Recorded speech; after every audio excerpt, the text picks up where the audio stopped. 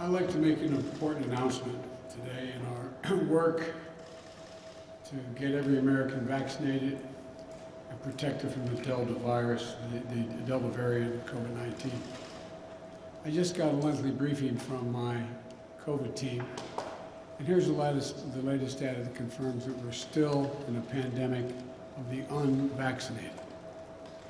While we're starting to see initial signs that cases may be declining in a few places, cases are still rising, especially among the unvaccinated. There are still 85 million Americans who are eligible to get vaccinated or remain unvaccinated and at real risk.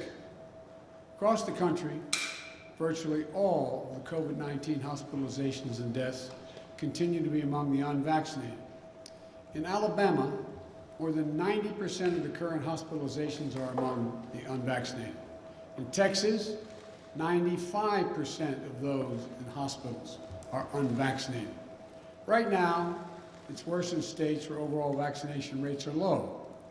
But let me be clear, even in states where the vaccination rate is high, the unvaccinated in those states are also at risk.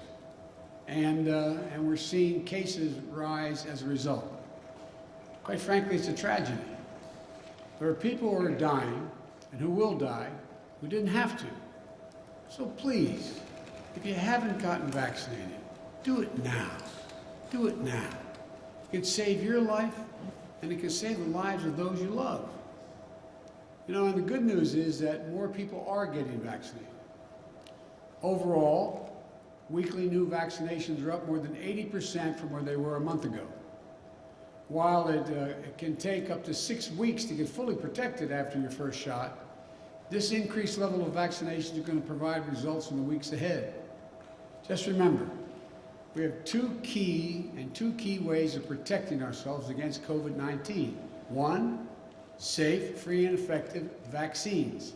And two, masks. Vaccines are the best defense, but masks are extremely helpful as well. And for those who aren't eligible for the vaccine yet, children under the age of 12, masks are the best available protection for them and the adults around them.